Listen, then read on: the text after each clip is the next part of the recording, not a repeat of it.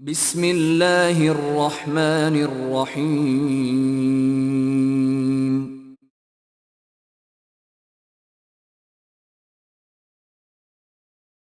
اعوذ باللہ من الشیطان الرجیم، بسم اللہ الرحمن الرحیم، الحمد للہ رب العالمین، والصلاة والسلام علی اشرف الانبیاء والمرسلین، سیدنا و مولانا ابی القاسم محمد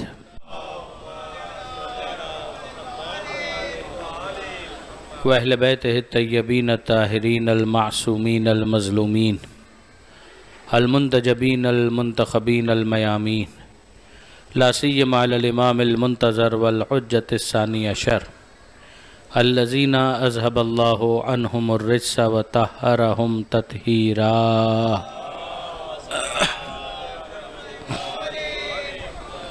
واللعنۃ الدائمۃ الباقیۃ علی اعدائہم اجمعین من یوم ظلمہم الی قیام یوم الدین۔ اما بعد فقد قال اللہ سبحانہ وتعالی فی القرآن الحکیم، بسم اللہ الرحمن الرحیم، وأوحینا الی ام موسیٰ ان ارضعیہ فاذا خفت علیہ فالقیہ فی الیم۔ صلوات علی محمد وآل محمد۔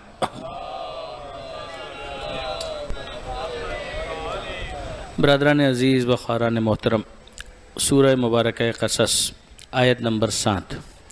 کل ہماری بات یہاں تک پہنچی تھی کہ پروردگار عالم نے جناب مادر موسیٰ کو مخاطب کیا، وحی کی نسبت دی۔ وَأَوْحَيْنَا إِلَىٰ أُمِّ مُوسَىٰ، ہم نے وحی کی مادر موسیٰ پر۔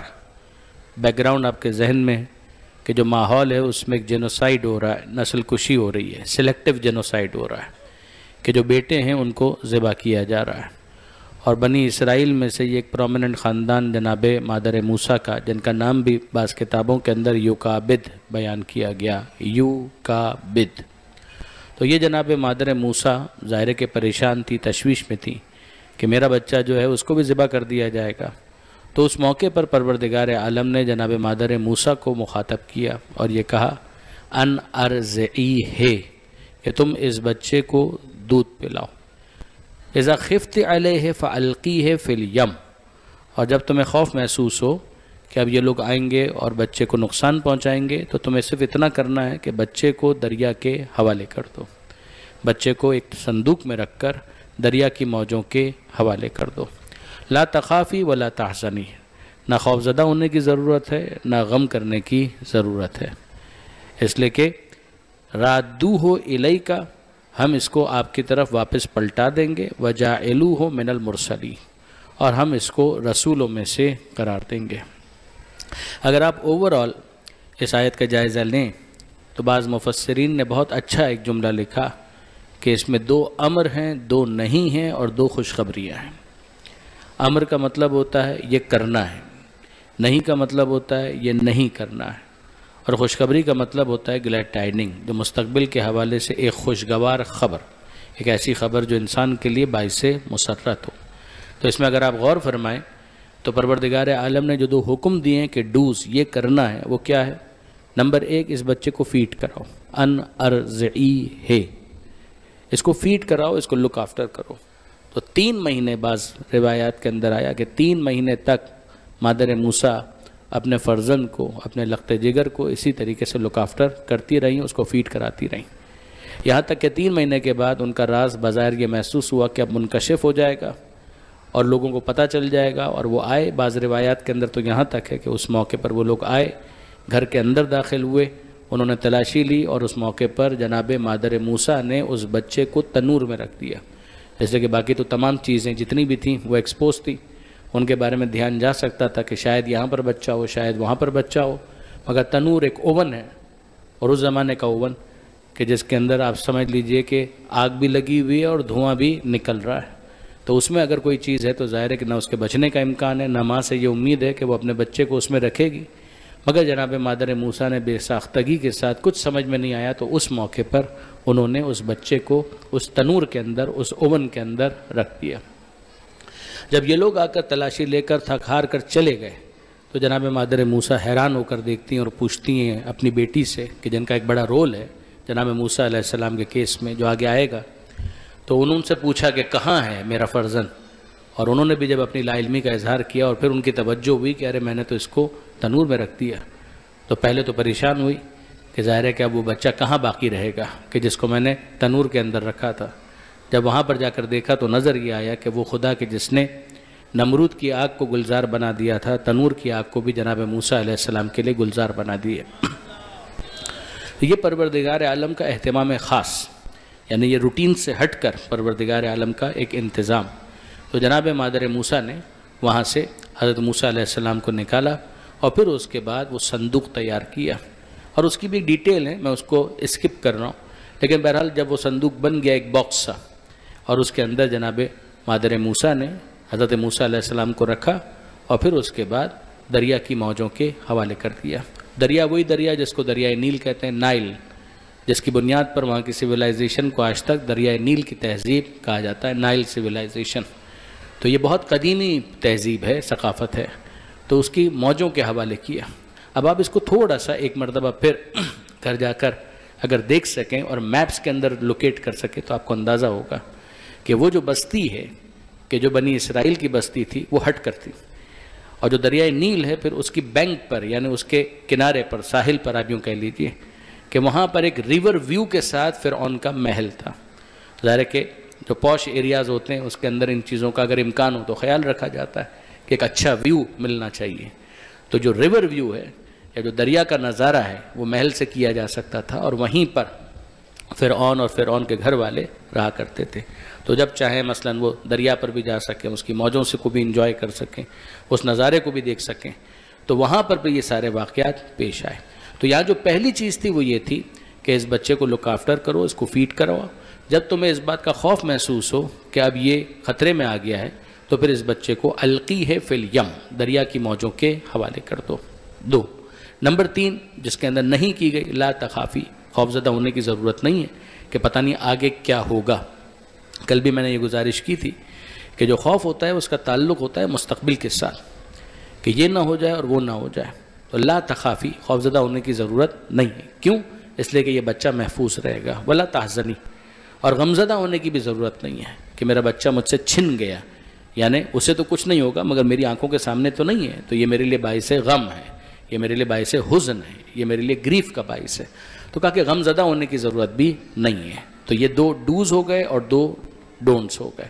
پھر اس کے بعد جو گلیڈ ٹائڈنگ ہے اس میں پہلی یہ کہ رادوہ الیکا، ہم اسے آپ کی طرف واپس پلٹا دیں گے، یعنی کچھ عرصے کے لیے آپ کی نظروں سے یہ اوجھل ہو رہا ہے مگر یہ ہے کہ ہم اس کو واپس آپ کی طرف پلٹا دیں گے۔ وَجَاعِلُوهُ مِنَ الْمُرْسَلِينَ، اور مستقبل میں ہم اس کی رسالت کا اعلان کریں گے، یہ رسولوں میں سے ہوگا، یعنی یہ غیر معمولی شخصیت ہے۔ اب یہاں پر اس سے پہلے کہ ہم بات کو مزید آگے بڑھائیں، ایک بہت اہم مسئلہ ہے کہ جو حل ہو جاتا ہے اس آیت کے ذریعے سے۔ آپ جانتے ہیں کہ برادران عزیز، میں کوئی روایتی مجلس اس وقت نہیں پڑھ رہا، مگر آپ دیکھیں گے کہ تفسیر قرآن کے ذیل میں اگر قرآن کی آیتوں پر ہم غور کریں تو ہمارے بہت سارے جو عقائد کے مسائل ہیں اور معاملات ہیں وہ حل ہو جاتے ہیں، اور ہمیں اسے ہدایت ملتی ہے اور ملنی بھی چاہیے۔ قرآن مجید اولین سورس ہے عقائد کے حوالے سے، علم کلام کے حوالے سے۔ تو اگر آپ غور فرمائیں تو یہاں جو پروردگار عالم نے لفظ استعمال کیا ہے وہ ہے اوحینا، ہم نے مادر موسیٰ کے اوپر وحی کی۔ تو یہ وحی نبیوں سے خاص نہیں ہے، یہ وحی رسولوں سے خاص نہیں ہے۔ کیا وحی نبی اور رسول کے علاوہ بھی کسی اور پر ہو سکتی ہے؟ یہ ایک بہت اہم بحث بن گئی، یعنی اگر آپ علم کلام کی کتابوں کو اٹھا کر دیکھیں تو وہاں پر آپ کو یہ بحث نظر آئے گی۔ بات یہ ہے کہ آل محمد کے فضائل میں ایک چیز ہم کو ملتی ہے کہ ان کے پاس ملائکہ کا نزول ہوتا تھا۔ اب یہ ملائکہ کا نزول آل محمد اور خاص طور پر خاتون جنت حضرت بی بی فاطمہ زہرا سلام اللہ علیہا، تو پیغمبر اکرم کے پاس جناب جبرائیل آتے تھے، یہ تو سمجھ میں آتی ہے بات۔ پیغمبر اکرم کے اوپر وحی نازل ہوتی ہے، یہ بات تو سمجھ میں آتی ہے۔ نبیوں کے اوپر وحی نازل ہوتی ہے، فرشتے آتے ہیں، یہ بات تو سمجھ میں آتی ہے۔ مگر کیا نبیوں سے ہٹ کر بھی کسی کے اوپر فرشتہ نازل ہو سکتا ہے؟ نبیوں سے ہٹ کر بھی کسی کے اوپر وحی آ سکتی ہے؟ یہ طے ہے کہ پیغمبر اکرم ختمی مرتبت احمد مجتبیٰ محمد مصطفیٰ صلی اللہ علیہ وآلہ وسلم وہ آخری نبی ہیں، ان کے بعد کوئی نبی نہیں، ان کے بعد کوئی رسول نہیں ہے۔ تو اگر وہ آخری نبی ہیں اور آخری رسول ہیں، اور ہم اسٹیبلش یہ کریں اور ایزیوم یہ کریں کہ نبی ہی کے اوپر وحی آ سکتی ہے، تو اس کا مطلب یہ ہے کہ پیغمبر اکرم کے بعد کسی اور کے اوپر وحی نہیں آ سکتی، جیسے کہ کوئی نبی نہیں ہے، کسی اور کے اوپر کوئی فرشتہ نازل نہیں ہو سکتا ہے اس لیے کہ کوئی اور نبی ہی نہیں ہے۔ مگر یہ مفروضہ ہی غلط ہے۔ نبوت ان کے اوپر ختم ہو چکی، لا شک فیہ ولا ریب، رسالت ان کے اوپر ختم ہو چکی، اس میں کوئی شبہ نہیں۔ پروردگار عالم نے قرآن مجید کے اندر آیہ ختم نبوت کو رکھا ہے، ما کان محمد ابا احد من رجالکم، محمد تمہارے مردوں میں سے کسی کے باپ نہیں ہے، اللہ کے رسول ہیں، انبیاء کے خاتم ہیں۔ اس آیت کو کہا جاتا ہے آیت ختم نبوت، بالکل درست ہے، بالکل اسٹیبلشڈ ہے، اس میں کسی قسم کے شک اور شبے کی کوئی گنجائش نہیں۔ تو پھر اس کے بعد اس کو آپ کیسے ریکنسائل کرتے ہیں کہ یہ مفروضہ ہی غلط ہے۔ وحی کی ایک قسم وہ ہے کہ جس کو آپ کہیں گے وحی تشریعی، کہ جس کا تعلق نبوت اور رسالت کے ساتھ خاص، ورنہ نبیوں کے علاوہ کسی اور کے اوپر وحی نہیں ہو سکتی ہے، یہ کس نے کہا؟ یا تو ہم یہ مانیں کہ جناب مادر موسیٰ جو ہیں وہ نبی ہیں، تو ہم جانتے ہیں کہ نہیں، خواتین میں سے کسی کو بھی پروردگار عالم نے نبی نہیں بنایا۔ خواتین میں سے پروردگار عالم نے استفاء ضرور کیا ہے، چنا ضرور ہے، ممتاز ضرور کیا ہے، پروردگار عالم نے نمایاں کیا، ہائی لائٹ کیا ہے خواتین میں سے بعض خواتین کو، ماضی کی خواتین میں سے بھی اور اس امت میں بھی، اس میں کوئی شک نہیں۔ مگر بحث یہ ہو رہی ہے کہ پروردگار عالم نے کیا کسی خاتون کو نبی بنایا؟ جواب جی نہیں۔ کیا خدا نے کسی خاتون کو رسول بنایا؟ جواب جی نہیں۔ کیا خدا نے کسی خاتون کے اوپر فرشتے کو بھیجا یا نہیں بھیجا؟ جواب جی ہاں، بالکل بھیجا، بالکل بھیجا۔ اور یہیں سے وہ بحث شروع ہوتی ہے۔ معاملہ یہ ہے کہ خاتون جنت کے جو نام ہیں نا بی بی کے، ان ناموں کے اندر آپ کو ایک فہرست ملے گی۔ لفاطمہ تسعۃ اسماء عند اللہ، روایت ہے کہ جناب سیدہ کے 9 تو ایسے نام ہیں جو عند اللہ، پروردگار عالم کی طرف سے ایک اندیت رکھتے ہیں، قربت رکھتے ہیں۔ اس بی بی کی قربت کا کیا معاملہ ہوگا جس کے نام عند اللہ مقبول ہیں؟ واقعاً بہت بڑی شخصیت۔ بی بی کے ناموں میں فاطمہ، راضیہ، مرضیہ، صدیقہ، طاہرہ، بتول، عذرا اور ایک نام محدثہ۔ ان ناموں کے اندر یہ جو نام ہے محدثہ، اس کا کیا مطلب ہے؟ محدثہ کا مطلب یہ ہے کہ جن سے فرشتوں نے گفتگو کی۔ دیکھ، فاطمہ اس کا بھی ایک مطلب ہے، راضیہ اس کا بھی ایک مطلب ہے، مرضیہ اس کا بھی مطلب ہے۔ محدثہ کا کیا مطلب ہے؟ محدثہ کا مطلب یہ ہے وہ بی بی کہ جس سے فرشتوں نے گفتگو کی۔ اب اس کے اوپر اعتراض کیا گیا بعض کم ظرف افراد نے۔ میں نہیں کہہ رہا کہ جو شیعہ نہیں ہیں وہ جناب سیدہ کے فضائل کے منکر ہیں، ان میں سے بھی ایک سے بڑھ کر ایک آل محمد سے محبت کرنے والے ہیں، اور ہم ان سب کو قدر کی نظر سے دیکھتے ہیں۔ مگر آپ جانتے ہیں کہ بہرحال ایک گروہ ہے ناسبیت کا پروردہ کہ جو آل محمد کے فضائل کو ہضم نہیں کر پاتا۔ خاتون جنت کے اس نام پر یہ اعتراض کیا گیا۔ محدثہ اس کا کیا مطلب ہے؟ محدثہ تو اس کو کہتے ہیں کہ جس سے فرشتوں نے گفتگو کی۔ یہ کیسے ہو سکتا ہے کہ شہزادی کی یہ فضیلت ہو کہ فرشتے ان سے گفتگو کریں؟ ہم نے کہا رکیے، آپ نے غلط سمجھا، ہم نے یہ کہا ہی نہیں۔ کہا کیا آپ نے یہ نہیں کہا کہ شہزادی سے فرشتوں نے گفتگو کی؟ کہا کہ یہ تو بالکل کہا۔ کہ یہ تو ہم اعتراض کر رہے ہیں کہ یہ کیسے ہو سکتا ہے کہ فاطمہ زہرا سے بی بی سے فرشتے گفتگو کریں، یہ جناب سیدہ کی فضیلت کیسی ہو سکتی ہے؟ کہا اس کا ہم انکار کر رہے ہیں۔ کیا مطلب؟ کہ اس پہلی بات کا اقرار کر رہے ہیں کہ فرشتوں نے بی بی سے گفتگو کی، بالکل کی، مگر یہ جناب سیدہ کی فضیلت ہے کہ فرشتوں نے ان سے گفتگو کی، اس کا ہم انکار کر رہے ہیں۔ یہ بی بی کی فضیلت نہیں ہے کہ فرشتے ان سے گفتگو کرتے تھے، یہ فرشتوں کی فضیلت تھی کہ وہ بی بی سے ہم کلام ہوتے تھے۔ درود بھیجیے گا محمد و آل محمد پر۔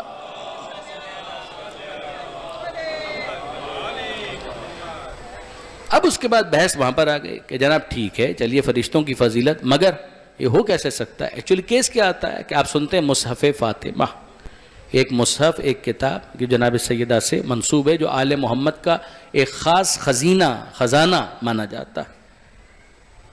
امام خمینی رحمۃ اللہ علیہ، ان کا اگر آپ وصیت نامہ پڑھیں گے تو بہت قیمتی وصیت نامہ ہے، تو اس کے اندر آپ کو ابتدا ہی کے اندر کچھ چیزیں ہیں کہ جن کے اوپر فخر ملے گا۔ کہ ہم فخر کرتے ہیں کہ پروردگار عالم نے قرآن جیسی کتاب کو نازل کیا، وہ ہماری میراث ہے۔ ہم فخر کرتے ہیں نہج البلاغہ کے اوپر جو مولا کا کلام ہے، وہ ہماری میراث ہے۔ ہم فخر کرتے ہیں صحیفہ سجادیہ اور صحیفہ کاملہ پر جو چوتھے امام کی دعاؤں کا مجموعہ ہے، وہ ہماری میراث ہے، وہ آل محمد کی میراث ہے۔ اور ہم فخر کرتے ہیں مصحف فاطمہ پر، نام لے کر انہوں نے وہاں پر اس کا ذکر کیا۔ تو مصحف فاطمہ کا یہ وہ مصحف اور وہ کتاب کہ جب پیغمبر اکرم کی وفات ہو گئی اور وفات پیغمبر کے بعد جناب سیدہ گریہ کرتی تھیں، غمزدہ تھیں، تو پروردگار عالم نے ملائکہ کو نازل کیا کہ وہ ان سے گفتگو کریں، اور ان پر ملائکہ کو یہ شرف حاصل ہوا۔ اس وقت جو باتیں ہوئی ان میں مستقبل کی بہت ساری باتیں تھیں، اور ان باتوں کو محفوظ کر لیا گیا، اور محفوظ کر کے ایک نوشتے کی صورت، ایک کتاب کی صورت دے دی گئی۔ یہ قرآن نہیں ہے، قرآن کے مقابلے پر نہیں ہے۔ قرآن الہامی کتاب وحی پروردگار جس کا اعجاز ہونا، معجزہ ہونا اور لوگوں کے لیے ہدی للناس ہونا، وہ اینگل ہی الگ ہے۔ یہ آل محمد سے خاص تھا مصحف فاطمہ۔ مگر یہ جو اعتراض کیا گیا کہ جناب یہ کیسے ہو سکتا ہے کہ فرشتہ نبی سے ہٹ کر گفتگو کرے، یا کیا اس کی کوئی اور مثال ہے؟ کہ جواب جی ہاں، قرآن مجید کو آپ کھول کر دیکھیے تو آپ کو ملے گا کہ پروردگار عالم نے مادر موسیٰ پر وحی کے الفاظ کو استعمال کیا ہے کہ اوحینا الی ام موسیٰ۔ اب آپ اس کو الہام کہیے، فرشتوں کے ذریعے سے گفتگو کہیے، جو بھی نام دیجیے، مگر یہ طے ہے کہ لفظ پروردگار عالم نے وحی کا استعمال کیا۔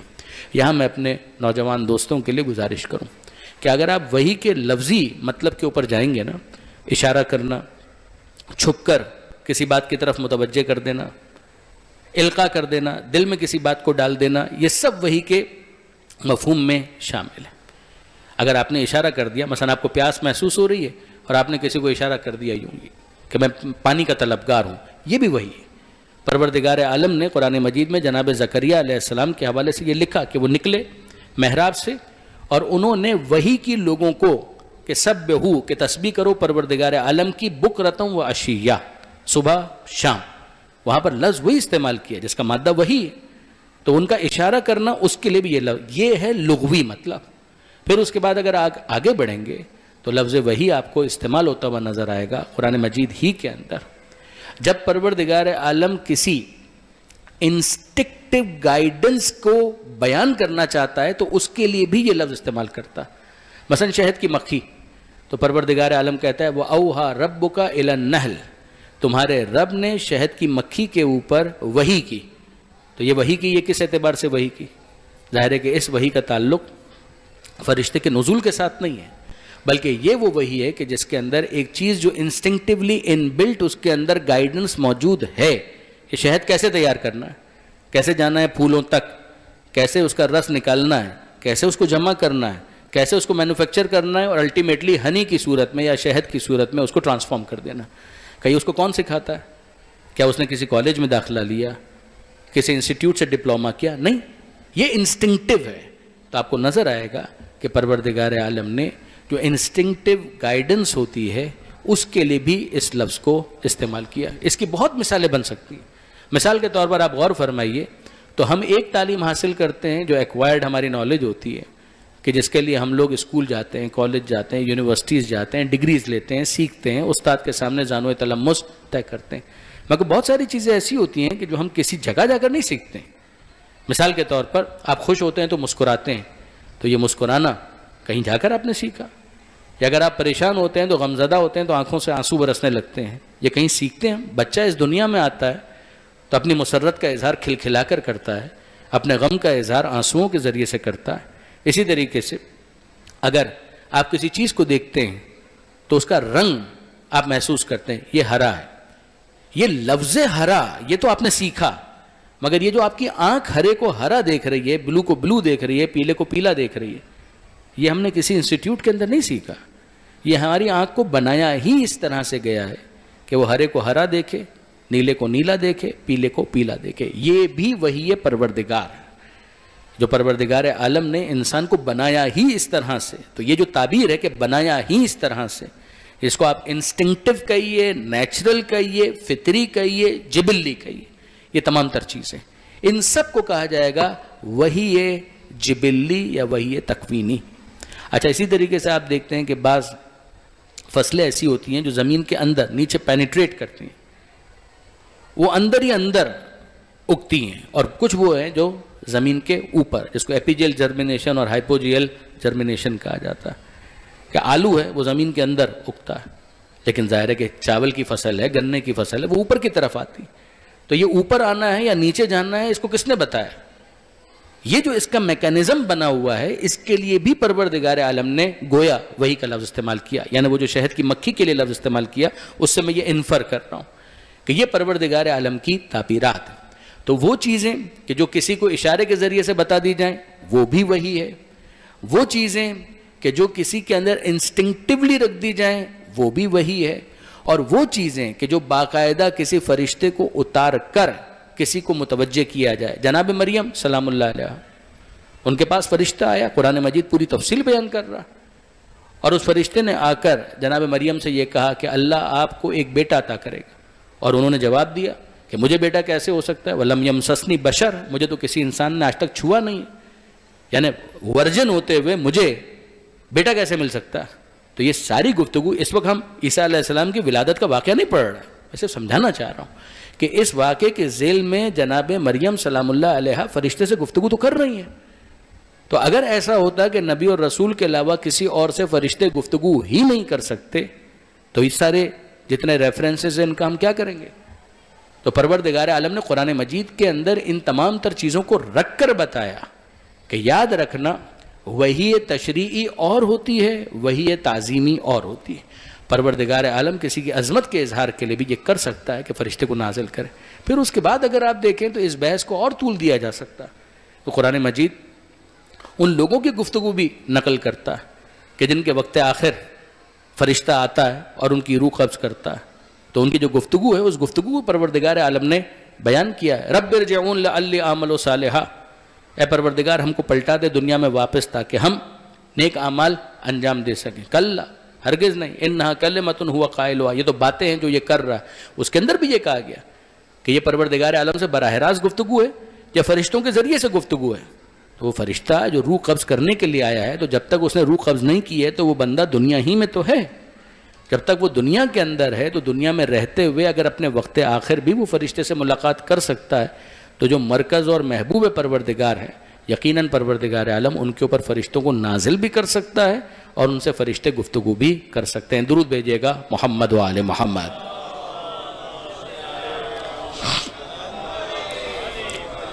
اب اس کے بعد برادران عزیز اس بات کو ذہن میں رکھیے گا، ایک اور بھی چیز ہے کہ جس کو الہام سے تعبیر کیا جاتا ہے. جو دل میں خیالات آتے ہیں، اگر وہ اچھے خیالات ہیں تو ان کو الہام کہا جاتا ہے. یہ خود وحی کی ایک قسموں میں سے قسم ہے. اور اس کے مقابلے پر ہے وسوسہ. ایک ہے الہام اور ایک ہے وسوسہ. وسوسے کا مطلب ہے نیگیٹو تھاٹس، برے خیالات. الہام کا مطلب ہے اچھے خیالات. وہ ہر ایک کو آتے ہیں. میرے ذہن میں، میرے دل میں ایک خیال آئے اور اچھا خیال آیا، تو اس کا مطلب یہ ہے کہ اس کا سورس کیا ہے کہ پروردگار کی طرف سے کسی فرشتے نے اس کو القاء کیا. اگر آپ اس کی تفصیل پڑھنا چاہیں تو معراج السعادہ کے اندر علامہ نراقی نے بھی اس کو بیان کیا ہے، اردو ترجمہ عروج السعادہ کے نام سے. وہاں پر بھی آپ کو اس کی تفصیل مل جائے گی. اچھے خیالات اور برے خیالات. برے خیالات شیطان کی طرف سے، اس کا ذکر بھی اگر آپ دیکھنا چاہیں تو سورہ ناس کے اندر آپ کو مل جائے گا. قل اعوذ برب الناس ملک الناس الہ الناس من شر الوسواس الخناس. کہہ دیجئے کہ میں پناہ میں آتا ہوں، انسانوں کے رب کی پناہ میں آتا ہوں جو ملک الناس ہے، الہ الناس ہے. کس کے مقابلے میں؟ من شر الوسواس، وسواس کے مقابلے پر، اس شر کے مقابلے پر. وہ کس کی طرف سے؟ الخناس، شیطان کے ناموں میں سے ایک نام. الذی یوسوس فی صدور الناس، وہی کہ جو دلوں کے اندر وہ ڈالتا رہتا ہے. من الجنت والناس، وہ جنوں میں سے بھی ہو سکتے ہیں، انسانوں میں سے بھی ہو سکتے ہیں. یعنی ایک تو وہ جو سیٹن یا شیطان ہے، اور پھر جو اس کے بہاف پر آفیشلی اس کے چیلے ہیں، اس کی سورس ہے، اس کے فوج ہیں، اور پھر اس کے بعد جو اپنے آپ کو والنٹیئر کرتے ہیں وہ انسانوں میں سے بھی ہو سکتے ہیں. یعنی جو برائی کی ترویج کرنے والے ہیں، ترغیب کرنے والے ہیں، وہ سب کے سب الٹیمیٹلی پھر شیطان کے لشکری بن جاتے ہیں.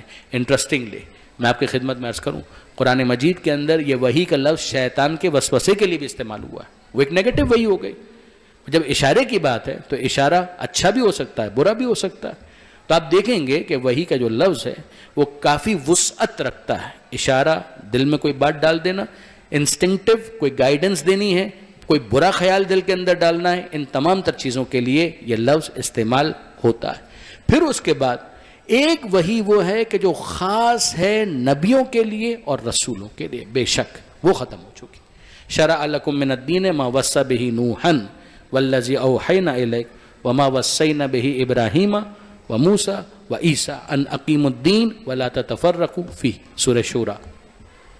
پروردگار فرماتا ہے شرع لکم من الدین، ہم نے آپ کی طرف شریعت کی دین کو بھیجا، ما وصی بہ نوحا، جس کی اللہ نے وصیت کی تھی نوح کو، وما اوحینا الیک، اور جس کی ہم نے وحی کی ہے آپ کی طرف، وما وصینا بہ ابراہیم وموسیٰ وعیسیٰ، اور اسی کی وصیت ہم نے کی ابراہیم کی طرف، موسیٰ کی طرف، عیسیٰ کی طرف، ان اقیموا الدین ولا تتفرقوا فیہ، کہ دین کو قائم کرو اور آپس میں تفرقہ مت ڈالو۔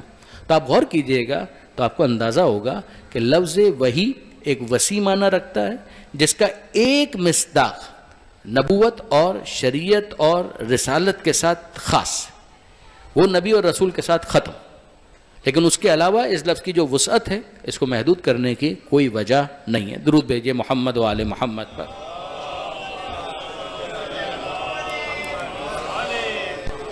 اوحینا الی ام موسیٰ، ہم نے موسیٰ کی ماں پر وحی کی، ان ارضعیہ، کہ موسیٰ کو دودھ پلاؤ، فاذا خفتی علیہ، اور جب تمہیں خوف ہو، فالقیہ فی الیم، تو اسے دریا کی موجوں کے حوالے کر دو، ولا تخافی ولا تحزنی، نہ خوف زدہ ہونے کی ضرورت ہے نہ غم کرنے کی ضرورت ہے، انا رادوہ الیک، ہم اس کو آپ کی طرف واپس پلٹا دیں گے، وجاعلوہ من المرسلین، اور اسے رسولوں میں سے قرار دیں گے۔ اب اس کے بعد کیا ہوا؟ بٹ نیچرل جناب مادر موسیٰ نے اس پر عمل کیا، اور جب اسے دریا کی موجوں کے حوالے کر دیا تو اگلا مرحلہ کیا ہے؟ فَالْتَقَطَهُ آلُ فِرْعَوْنَ، فرعون والوں نے اسے وہاں سے اٹھا لیا۔ آپ میں سے وہ احباب کہ جو فقہ کا ذوق رکھتے ہیں وہ ایک لفظ سے واقف ہوں گے، اور وہ ہے لقطہ، لام قاف دو نقطوں والا، توئیں اور پھر ہے، لقطہ۔ اگر آپ توضیح المسائل دیکھیں تو وہاں پر بھی آپ کو یہ لفظ مل جائے گا، گری پڑی چیزوں کے مسائل۔ اصل جو لفظ ہے وہ ہے لقطہ، لقطہ کے مسائل، یعنی کوئی چیز کہیں گری پڑی مل گئی تو پھر اس کے مسائل کیا ہیں، اس کو اٹھا کر رکھ سکتے ہیں، اعلان کرانا ہے، وہ تفصیل اپنے مقام پر۔ اسی لفظ سے یہ لفظ بنا ہے، فَالْتَقَطَهُ آلُ فِرْعَوْنَ، یعنی فرعون والوں نے، فرعون کے گھر والوں نے ان کو وہاں سے اٹھا لیا۔ یعنی یہ اب جو صندوق تھا وہ آہستہ آہستہ آہستہ آگے بڑھتا رہا، ظاہر کہ بظاہر تو موجوں کے رحم و کرم پر تھا، مگر پروردگار عالم کی مشیت یہ تھی کہ اسے وہاں پر پہنچایا جائے کہ جہاں پر فرعون والوں کا محل تھا۔ تو جب وہ وہاں پر پہنچ گیا تو جو افراد وہاں پر موجود تھے، فرعون کے گھر والے، انہوں نے اس کو دیکھا اور انہوں نے وہاں سے اس کو اٹھا لیا، اور جب اٹھا کر دیکھا تو پھر ان کو نظر آیا کہ اس کے اندر تو ایک بچہ موجود ہے۔ پروردگار عالم فرماتا ہے انہوں نے اٹھا لیا، جس کا نتیجہ یہ نکلا لِيَكُونَ لَهُمْ عَدُوًّا وَحَزَنًا، کہ وہ ان کا دشمن بنے اور ان کے لیے غم کا باعث بنے۔ بٹ نیچرل انہوں نے اس لیے نہیں اٹھایا تھا، اس کو اصطلاح کے اندر کہتے ہیں لام عاقبت۔ ایک تو ہوتی ہے لام علت، ایک تو ہوتا ہے لام علت، یعنی لام استعمال ہوتا ہے عربی کے اندر، ایک ہوتا ہے اس کا مطلب کہ اس وجہ سے، کہ یہ کام میں نے اس وجہ سے کیا، اور ایک ہوتا ہے لام عاقبت، کہ جو یہ کام کیا اس کا یہ نتیجہ نکلنا تھا۔ تو اس کے لیے عام طور پر جو گرامر کی کتابوں کے اندر مثال بیان کی جاتی ہے وہ یہ آیت، اس کو بیان کیا جاتا ہے۔ پروردگار فرماتا ہے کہ انہوں نے اٹھا لیا آل فرعون نے، لِيَكُونَ لَهُمْ عَدُوًّا وَحَزَنًا، جس کا نتیجہ یہ نکلا کہ وہ بچہ بن گیا ان کا دشمن اور ان کے لیے غم کا باعث، اس لیے کہ یہی تو وہ بچہ تھا کہ جس نے بالآخر وہ کام کرنا تھا۔ اِنَّ فِرْعَوْنَ وَحَامَانَ وَجُنُودَهُمَا كَانُوا خَاطِئِينَ، یقیناً فرعون، حامان اور ان کے لشکر والے یہ سب کے سب خطا پر تھے، وہ غلطی پر تھے، ان کو معلوم ہی نہیں تھا کہ ان کے ساتھ ہو کیا رہا، ان کو اندازہ ہی نہیں تھا کہ ان کے ساتھ پروردگار عالم کا منصوبہ کیا ہے۔ وقالت امرأۃ فرعون، اور فرعون کی زوجہ نے کہا، قرۃ عین لی ولک، کہہ رہے یہ تو ہمارے لیے آنکھوں کی ٹھنڈک ہے، میرے لیے بھی اور تمہارے لیے بھی۔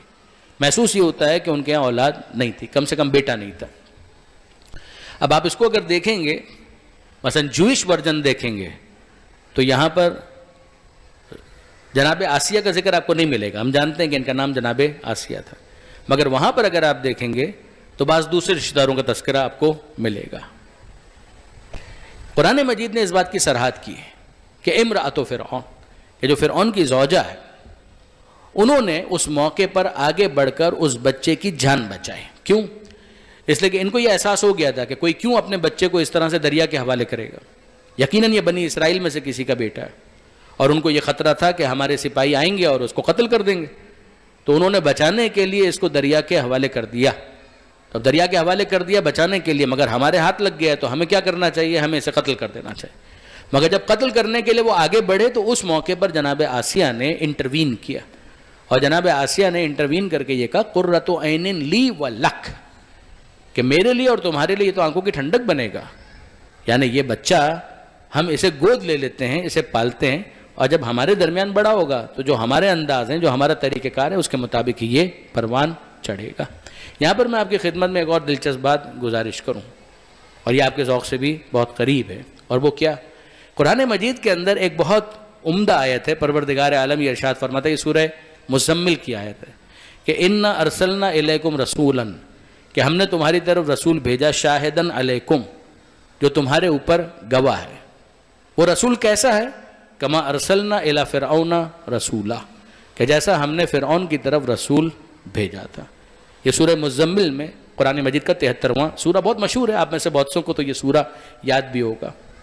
ہم نے تمہاری طرف رسول بھیجا شاہدن علیکم, جو تمہارے اوپر گواہ ہے, ویسا ہی رسول بھیجا کہ جیسا ہم نے فرعون کی طرف موسیٰ کو رسول بنا کر بھیجا تھا. اب اس سے انفر کیا گیا کہ جناب دیکھیں کتنی مماثلت ہے, اور واقعی مماثلت ہے. یعنی ایک طرف اگر آپ دیکھیں تو حضرت ختمی مرتبت ہو گئے موسیٰ جیسے, اور پھر موسیٰ کے بھائی کون ہیں؟ ہارون.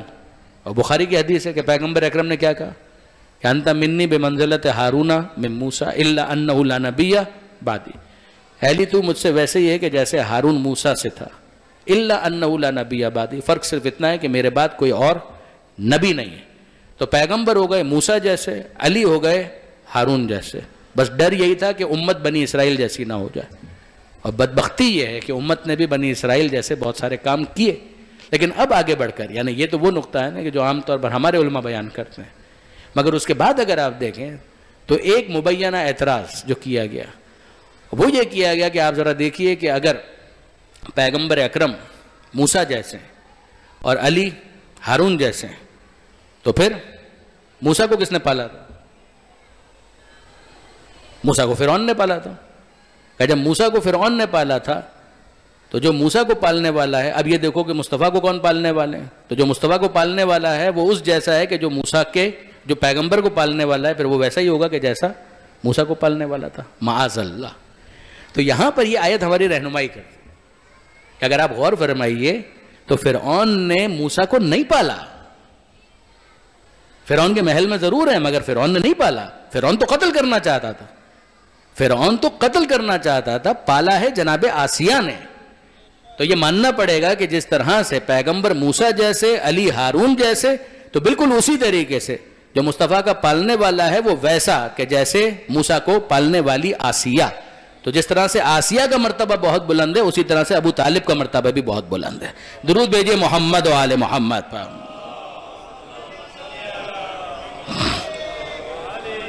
آپ الفاظ پر غور کیجئے. وقالت امرأۃ فرعون, اور کہا زوجہ فرعون نے, قرۃ عین لی و لک, یہ میری اور تمہاری آنکھوں کے لیے ٹھنڈک ہے. لا تقتلوہ, اس کو قتل مت کرو. یہ الفاظ ہیں, وہ تو قتل کرنا چاہ رہے تھے. کہ لا تقتلوہ عسیٰ ان ینفعنا, عین ممکن ہے کہ یہ ہمیں فائدہ پہنچائے, او نتخذہ ولدا, یا ہم اس کو اپنا بیٹا بنا لیں. وہم لا یشعرون, اور ان کو اندازہ نہیں تھا کہ کیا ہو رہا ہے. یہ اس طرف ہو رہا تھا. اور دوسری طرف اگر آپ دیکھیں تو مادر موسیٰ کی کیا کیفیت تھی؟ یقیناً پروردگار عالم نے ان کو یہ خوشخبری دی تھی کہ ہم اس بچے کو آپ کی طرف واپس پلٹا دیں گے. مگر ماں تو پھر ماں ہے. وَأَصْبَحَ فُؤَادُ أُمِّ مُوسَىٰ فَارِغًا, اور موسیٰ کی ماں کا دل بےتاب ہو رہا تھا, وہ تڑپ رہی تھی, بے چین تھی, یقین رکھتی تھیں, لیکن اس کے باوجود بچے کی جدائی پر انتہائی مضطرب, انتہائی پریشان. ان کادت لتبدی بہی, اور قریب تھا کہ وہ اس راز کو فاش کر دیتی، ان سے تحمل نہیں ہو پا رہا تھا، وہ برداشت نہیں کر پا رہی تھی۔ لولا ان ربطنا علی قلبہا، اگر ہم اس کے دل کو سنبھال کے نہ رکھتے اور جھوڑ کر نہ رکھتے تو قریب تھا کہ وہ اس راز کو فاش کر دیتی۔ یہ دیکھیے پروردگار عالم کی طرف سے عنایت، کہ جب ایک پریشانی آتی ہے تو پھر پروردگار عالم اس پریشانی کو سہنے کے لیے حوصلہ بھی فراہم کرتا ہے۔ اس کو پھر واپس ملائیے اس آیت کے ساتھ جو قرآن مجید میں ایک سے زیادہ مقامات پر آپ کو ملے گی، لا یکلف اللہ نفسا الا وسعہا، اللہ کسی کو بھی اس کی گنجائش سے زیادہ تکلیف اور ذمہ داری نہیں دیتا۔ ذمہ داریاں آتی ہیں، ہر ایک کے اوپر آتی ہیں، صحت کے اعتبار سے مسائل آ سکتے ہیں، پریشانیاں آ سکتی ہیں، دولت چلی گئی، غربت آ گئی، یقیناً پریشانیاں ہو سکتی ہیں، لیکن لا یکلف اللہ نفسا الا وسعہا، اللہ نے جس کو جتنی تکلیف دی ہے وہ اتنی ہی ہے کہ جو اس کی کیپیسٹی کے ان اکارڈنس ہے، بیونڈ دا کیپیسٹی پروردگار عالم کسی کو بھی کوئی ذمہ داری نہیں دیتا۔ یہ یہاں پر پروردگار عالم فرماتا ہے کہ لولا ان ربطنا، ہم نے جب یہ ذمہ داری ان کے اوپر ڈالی تھی تو پھر اس کے ساتھ ساتھ ہم نے کیا کیا کہ ہم نے ان کے دل کو سنبھالا کہ ان کے اندر اتنا تحمل آ جائے، ان کے اندر اتنی برداشت آ جائے کہ وہ اس راز کو فاش نہ کریں، لِتَكُونَ مِنَ الْمُؤْمِنِينَ، تاکہ وہ مومنین میں سے ثابت ہوں۔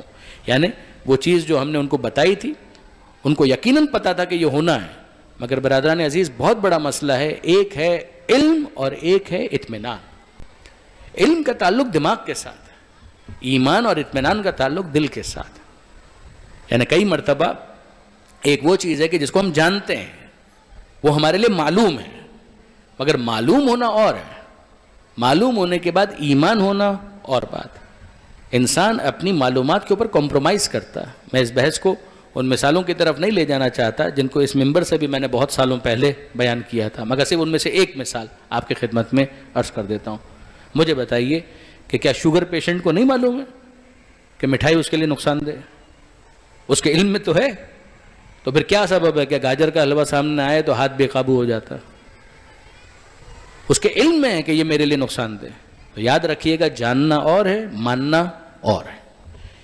جاننے کا تعلق علم کے ساتھ ہے، ماننے کا تعلق نفس اور دل کے ساتھ۔ یہ جو کہا جاتا ہے کہ میں کرنا چاہتا ہوں مگر میرا دل نہیں مانتا، جس کے لیے پھر تقویٰ کی وہ جو بحث آتی ہے کہ تقویٰ کہتے ہی اس بات کو ہے کہ انسان کا جو دل ہے وہ اس کے قابو میں آ جائے۔ تو خاص طور پر جب یہ جذبات کے معاملات آتے ہیں، رشتہ داری کے معاملات آتے ہیں، ماں کے لیے اولاد کا معاملہ تو بہت سینسٹیو ہے۔ تو یہاں پر اگر آپ دیکھیں تو مادر موسیٰ پروردگار کہہ رہا ہے فارغہ، وہ بے تاب ہو گئیں، وہ بے قرار ہو گئیں، اور قریب تھا کہ وہ اس راز کو فاش کر دیتی، وہ اس راز کو ظاہر کر دیتی۔